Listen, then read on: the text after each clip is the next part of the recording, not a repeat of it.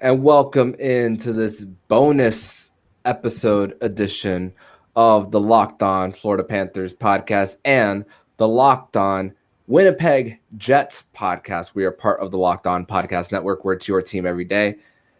For everybody on the Winnipeg Jets feed, let me introduce myself. My name is Armando Velez. I'm from PantherParkway.com and the host of Locked On Panthers. And this is the first time we are doing a crossover between the Florida Panthers and the Winnipeg Jets. And I have on the host of Locked On Winnipeg Jets, Harrison Lee. Harrison, how are you doing today? Not too bad. And yourself? I'm doing well. It's funny because for the sole purposes of the show, we've been talking for like over a week now about getting together and recording. The purposes of the show was really to talk about the Florida Panthers hiring of Paul Maurice to get the Winnipeg Jets perspective on everything. But because of the recent bombshell that's been, reported based on who the Jets will be hiring at coach, yesterday was talking about really how it looked like Rick Tocchet was going to be the guy for the Winnipeg Jets, but it was reported that now by Darren Dreger that it's now going to be Rick Boweness, who's had over a decade's worth of experience coaching for 4 different teams. I'm going to give you the floor, man. What's the reaction in Jetland? I'm gonna be honest. It's not good. Most of us were just kind of like, I think the last few weeks have kind of been whiplash because you were on Trot's watch and everything was like, oh, this is great. The Trot's is going to come in if this team wants to be competitive. Fine, the core is there, and then Trotz announced he wasn't really coming after the news came out that Wheeler wanted out, Dubois wanted out, and all of a sudden everything just sort of plummeted. I think Jets fans couldn't possibly feel more despondent about the upcoming season until after that moment happened. But hey, like Billy Mays was famous for saying, there's always more. And our offer of the candidacy pool wasn't really inspiring, I'll be honest. I kind of felt like there were a few coaches that would make sense. Pascal Vincent would be a guy for the future that would have been a decent option, somebody that you could kind of learn and grow with. Arneal, I was a little bit less convinced of. And, Tocchet, I had a lot of reservations about. Jim Montgomery, for me, was probably among that pool, by and far the best candidate. And apparently they only interviewed him once, so that's not really ideal. From what I understand, Bowness was a recommendation from somebody, and apparently late in the process, Winnipeg media appears not to have known about it at all, really, other than that he might have been linked in like an assistance role, which I would have been fine with. I really don't think as a head coach this is that great of a hire, if I'm being honest. And apparently the contract structure is very short term. And somebody from the Winnipeg media says they can't help but think this is a bridge to Scott Arneal. And I'm like, well, oh, great. Can I destroy that bridge, please? Because that's not quite the news that I'm hoping for. I just feel like if they're talking about trying to be competitive under Bowness, I think they have completely the wrong idea about what this team is capable of. And this just feels like they picked the option that seemed, oh, he's made a cup final within the last few years. That guy must be great at coaching, rather than looking at what happened under Bowness. I guess the one positive spin is they'll trust the kids. The problem is the system that they're going to use is probably not the most adept and really with the modern game. I think anyone who saw the Stars recently knows Jake Ottinger was kind of the one-man army on that team. So all I can say is, Connor Hellebuck, I'm so sorry. If you thought life was difficult before, it might be about to get a lot worse. Mm-hmm.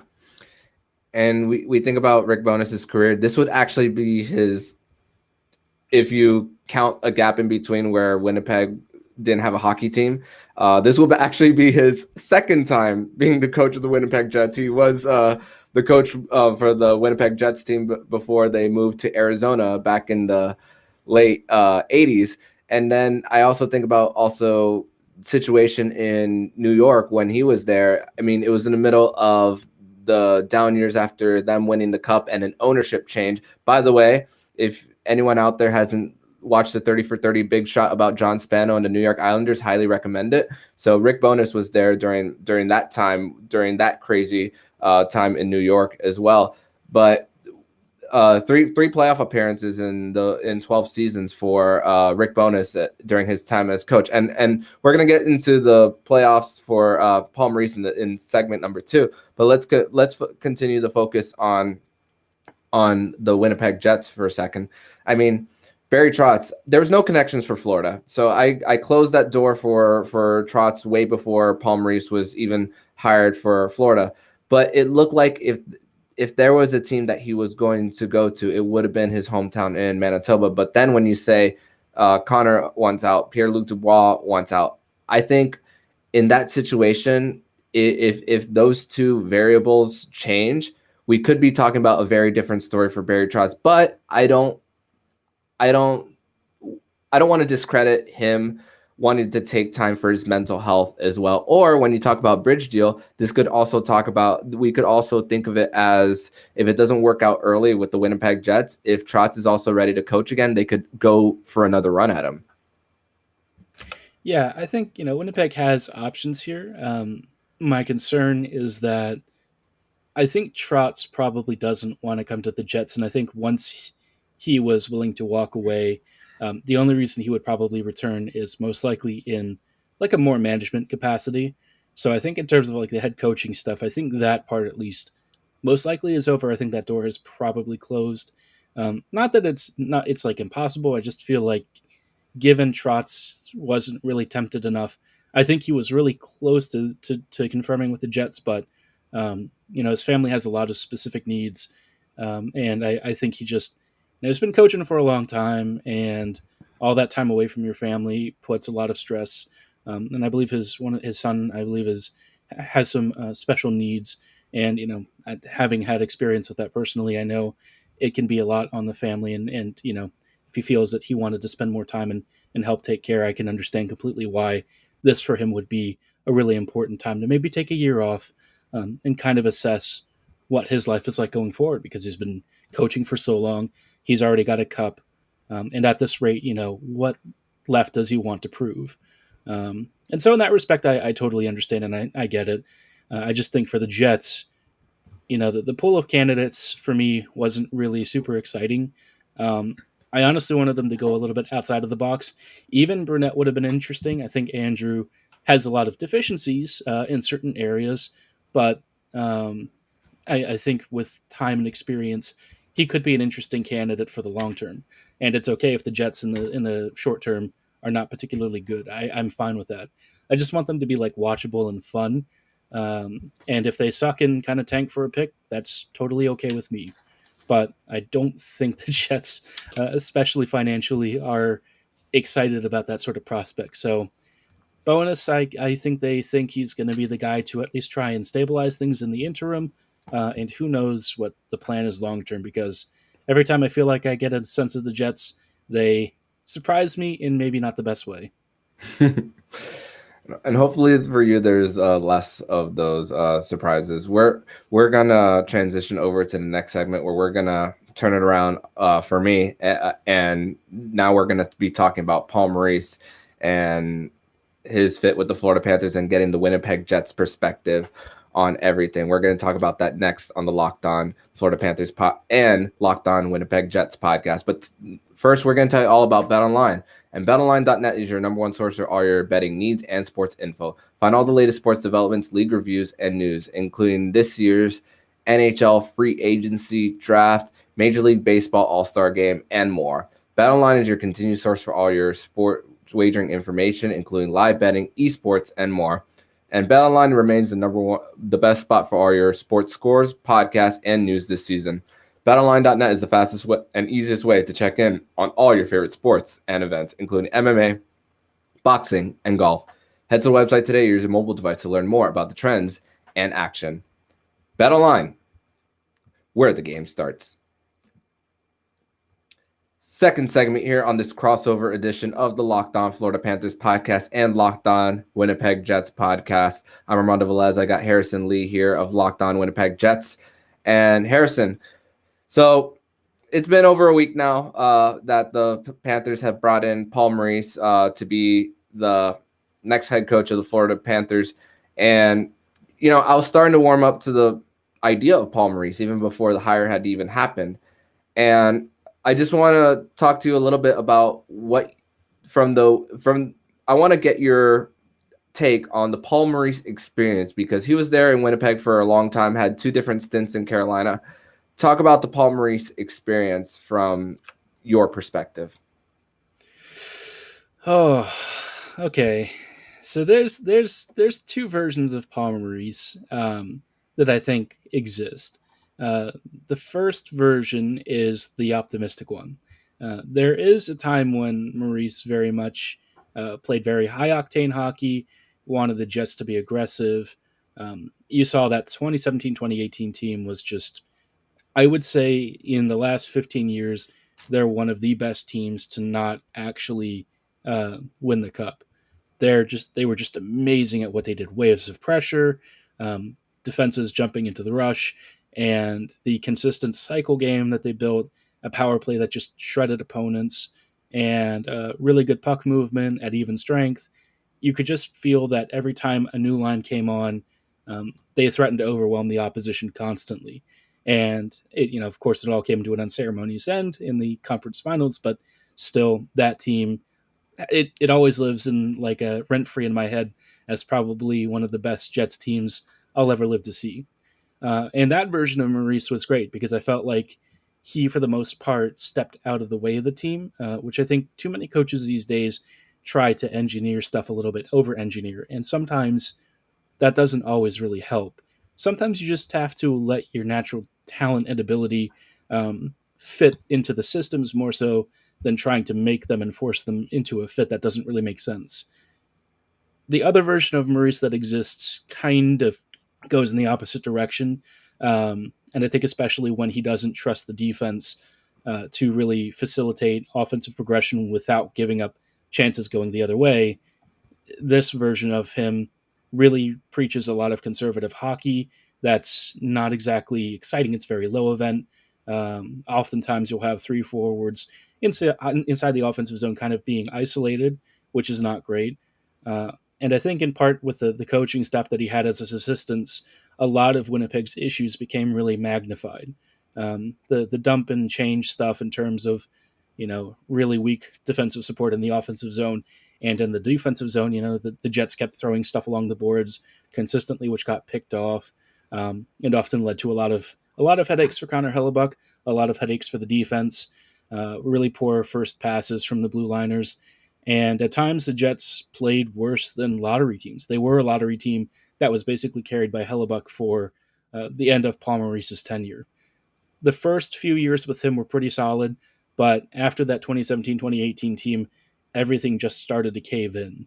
I think for me, Maurice is the kind of guy that can do really well with a team that maybe struggles with talent, because like the defensive results as a whole that he can get are pretty decent. For the Panthers, I think he's an interesting fit because in terms of like trusting your back end, I don't really see there being any issues there. So as long as he's willing to kind of let the team do what it does best, and really, preach that same, I would say, aggression and stuff, and maybe model some of his approaches after Brunette and Quenneville, albeit with a little bit more organization than Brunette, I think that things could work out pretty well. The only concern that I would probably have is, that the 2017-2018 team partly came about by accident. At the start of that year, it wasn't a particularly great run of form, and a lot of it was because his lineup choices weren't particularly great. And the only reason that it coalesced into something special was because of injuries. So I think if he would walk into this situation where you already have a lot of known combos that work, I would really be hard-pressed to understand why he would try to break those up, but that hasn't stopped Jets coaches before. So I think that would be the only thing that I would worry about. But aside from that, so long as he's willing to kind of maybe take a step back and not push those buttons, I think he could do just fine in the role that he's going to be given. Mm-hmm. And you spoke about injuries. His job is already going to be harder to begin with because of the injury to Anthony Duclair. which is likely going to make Sam Reinhart go from the third line right wing position over to the second line. And we spoke about over Twitter DM about how he forces a lot of minutes to his top six. So it's not really balanced as far as time on ice from the experience that you've seen up in Winnipeg as well. So that could be a very hard situation for the Panthers to be in. And we already I personally already discussed who could be the candidates to fill in the bottom six part of the Panthers. So is it going to be sometimes ask myself, is it going to be an overwhelming amount of time on ice that it's going to be such a big difference between the top six and the bottom six for the Panthers, especially because they're cap strapped right now in a way, with Keith Yandle's buyouts being on the book as well. So that's going to be a little bit of tough decisions that Bill Zito is going to make. And also, Paul Maurice in his introductory press conference spoke about how they don't want to abandon the offense, but they want to focus more on the defensive part of their game, because that's where it starts. But you said something in your most recent answer about being too conservative on the defensive end. Part of me has a really hard time believing that with the offense they had last year and the known commodities that they have, that it'll slow down too much. I don't think that we'll see a complete 180 for this Panthers team as far as offensive production going all the way to the other end. I mean, we kind of saw it in the playoffs a little bit.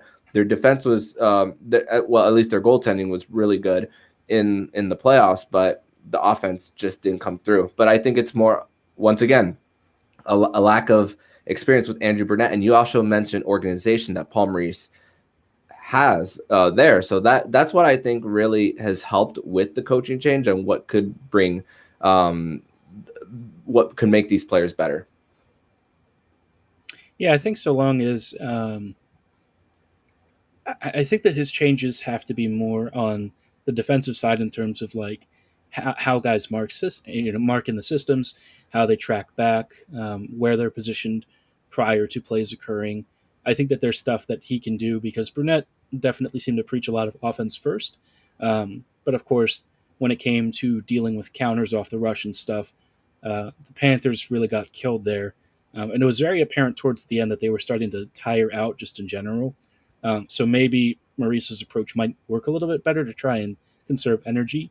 The one thing that that does bother me still is that sometimes in those elimination games, I felt like he made some lineup decisions that kind of put the Jets in a really bad position.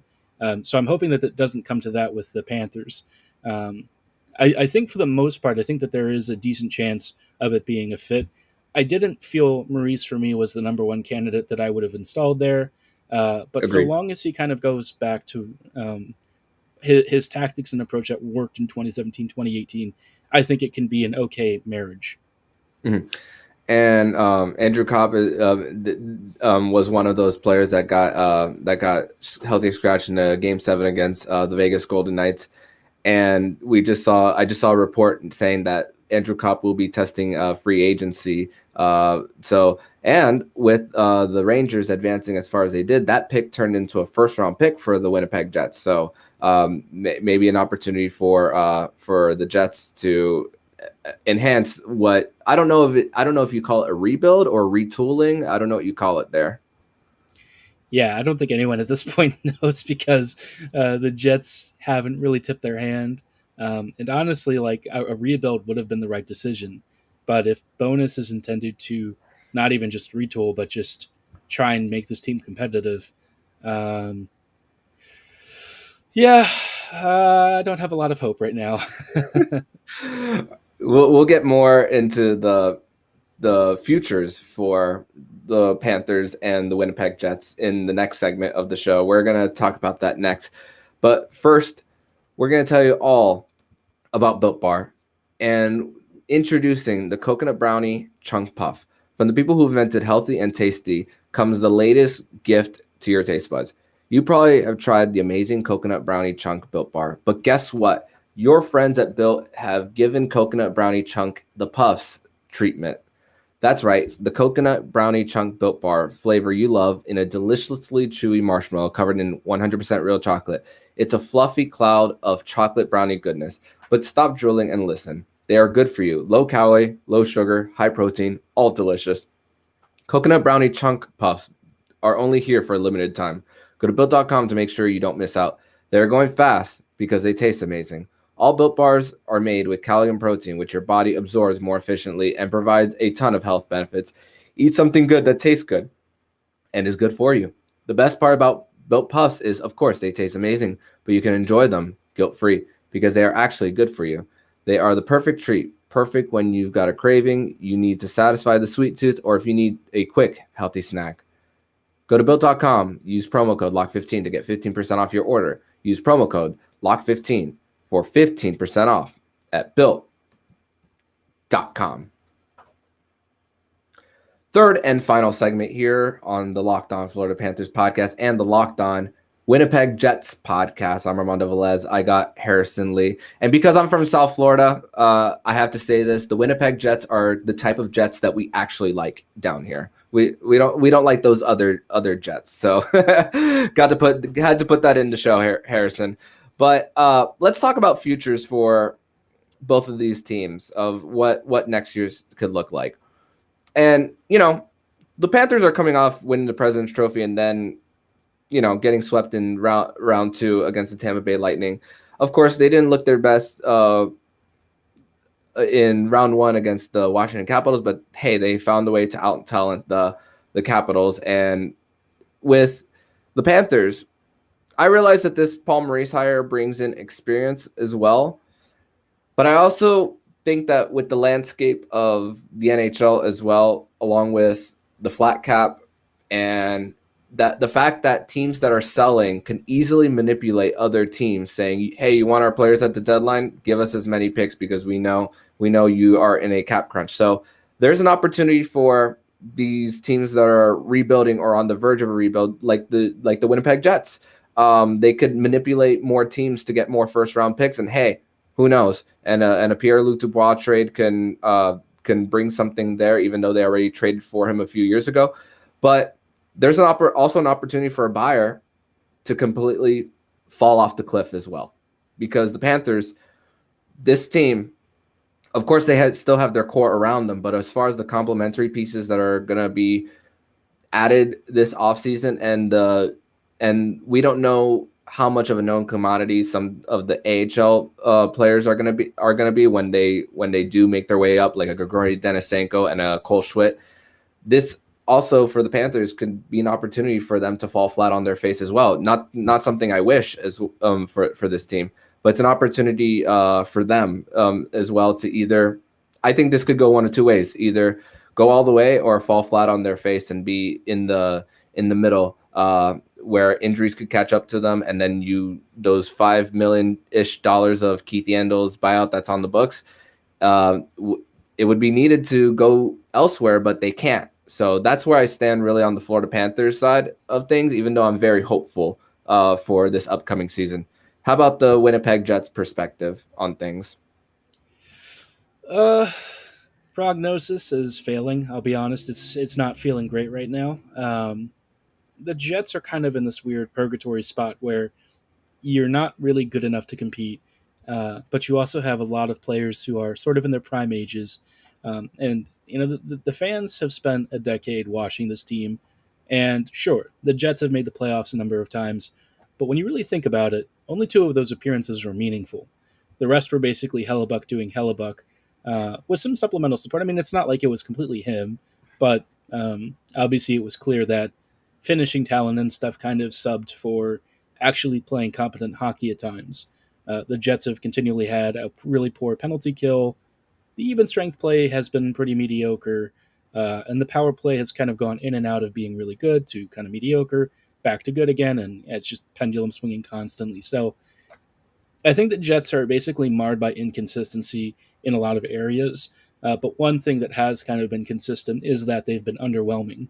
And I hate to characterize this franchise as really mediocre, but I think in a lot of ways from the ground up, it's just a really average sort of team. And the direction and leadership of the organization hasn't really given me a lot of faith that they understand how to get this team back on track within the next 2 to 3 years. this upcoming season, I was really excited about for the longest time. I was like hyped. I'm thinking, oh yeah, we're getting a change in the coaching staff. A lot of the assistant coaches that I felt really weren't bringing their best have been asked to kind of change out, which gives the Jets an opportunity to bring in some really good hires. And so I was thinking, oh, this is like an ideal time. Maybe the Jets start kind of working on rebuilding. Maybe the team gets faster and more skilled. And then, of course, the bonus news drops. Dubois says he wants to be out. Wheeler is done.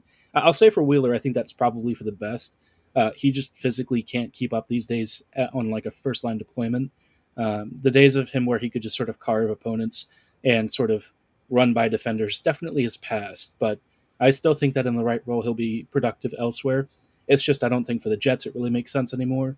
Uh, the Dubois one is a tougher pill to swallow because I kind of felt like he was the guy that I wanted to um, make our number one C. Is he like an elite first line center? Not quite on the level of guys like, say, McKinnon or Matthews, obviously, but still a really good player and somebody that you could probably build a really great top six around. Unfortunately, that ship has kind of sailed, and apparently Mark Scheifele is intended to stay. So I just don't really know what the future is. I mean, the team is not going to be good next year. I don't see a reason for them to actually make the playoffs. And unless something miraculously changes and Bonus somehow unlocks a vast potential that nobody else has, I really struggle to understand the direction. Um, I really, I honestly feel like my enthusiasm for this upcoming season could not have gone down faster than what the Jets have kind of done over the past couple of weeks. And some of it's not their fault. Some of it was unavoidable. But there were also situations where I felt, years of neglect has put them in this position. They didn't take advantage after 2017, 2018. They didn't build on that core. They kept bringing in guys like Lucas Abisa thinking, oh, this is going to fix the problem. No, Lucas Abisa and guys like this, they help fortify your depth on like the seventh defender role or something. But in terms of making your team a competitor, that's just not how you build. And now this is unfortunately the price that they're going to have to pay. So, um, yeah, I think the Panthers. I'm pretty confident in the Panthers doing well. As far as the Jets are concerned, yeah, I ain't putting money on them. Mm. And I think about also the loyalty that's been with the players and the front office with the Winnipeg Jets. I mean, Blake Wheeler has been there since they were in Atlanta. Mark Scheifele was, even though he was drafted shortly after they moved from Atlanta as well. Kevin Cheveldayoff has been there since they were the Atlanta Thrashers as well. So it just seems like after it's like a long marriage that has kind of stalled in a way that there's not really bringing in the excitement anymore to that marriage. And then it seems that it's kind of taking a little bit long to kind of make a divorce. I know there was a controversy with Kevin Cheveldayoff after everything that happened in Chicago, but I want to ask you, Harrison, is what do you think? Do you think that Kevin Cheveldayoff coming into this year will be on the hot seat for the Winnipeg Jets? That I don't really know. There's been apparently an announced 3-year extension that was not officially announced. I don't even know how that happens. I don't know how you can tell somebody you've got a 3-year contract, but then just not formally or publicly acknowledge it. So whatever happens, I think this is Cheveldayoff's team for the temporary time being. I don't really know how long or short his leash is. When Maurice was here, there was a big power struggle between Paul and Cheveldayoff and Mark Chipman, who kind of oversees the team itself. He definitely had his hand in it. It kind of reminded me of like, was it the Dallas Cowboys, with ownership maybe taking a little bit too much of an interested stake in player operations and stuff. So I think the Jets are kind of stuck in a similar situation, and I don't really know how this relationship this year is going to work. My hope is that there's more of an emphasis on the youth and stuff, but Cheveldayoff's kind of a weird one because for all of the players that he has had a hand in helping to draft, um, it's really hard to say that we've seen his philosophy reflected in the team. And he'll often trade for like these guys who I'm just like, I don't understand what you would want to waste assets for, trading for these guys who don't move the needle. My guess is they were probably Paul Maurice's requests. Mo definitely likes those grittier physical types, which, can be helpful in certain situations, but They kind of have to be skilled to really fit that role. And unfortunately, the Jets don't like spending assets on really elite players. So, you kind of get where that went. But yeah, I think Shoveldayoff is kind of in a weird spot. This is going to be a true test of what he sees as the future of this team. I know that he likes guys like Ville Heinola a lot. He talked about him endlessly in this offseason. But, if there aren't results in the next couple of years, I think he's probably out because the Jets are bleeding money. And that's always been a consideration with this team. Um, they have had to change their season ticket structure. I know that the season ticket renewals have not been great recently. So, yeah, I think the Jets are in a really sensitive spot. I think that they feel forced to try and compete, even though it's probably not in the best interest of the team. And I don't really know how Shoveldayoff is going to navigate that. I would say that for the Jets, these are very much untested waters. And nothing in this team's history recently gives me a lot of confidence that they know how to get through it. So all I could say is I just hope that they don't do something too stupid. Yeah, Winnipeg has the reputation of being patient with their coaches and their GMs. And I remember when the Florida Panthers played the Winnipeg Jets in Manitoba, it was a crowd of only 250 people in that game. So when you talk about bleeding money, it also comes with ticket revenue as well for people around the area. So they're trying to bring in everything from different parts to, bring back to their pockets. So it kind of makes sense as to why that's the case for the Winnipeg Jets and their ownership. But Harrison, I want to thank you so much for doing this crossover edition with me for this crossover of Locked On Panthers and Locked On Winnipeg Jets. Tell everybody where they can find you and your work online. So, of course, I have Locked On Winnipeg Jets as our primary podcast on YouTube and on all the same platforms that you'll find Locked On Panthers. You can find me on Twitter at HLLivingLoco and at LO_Winnipeg Jets. I promise I'll actually tweet more from the Locked On account soon. I do most of my tweets and my Jets rantings at my personal account, but you can find me there. And if you feel like reading what I write, which it's not that frequent, I also write for Arctic Ice Hockey, so whatever version you want, whether you're still one of those weird people who actually reads these days. I know who does that. You'll find my work there. But in the meantime, Locked On Winnipeg Jets is where you'll find me. Awesome. Thank you so much, Harrison. Thanks for having me.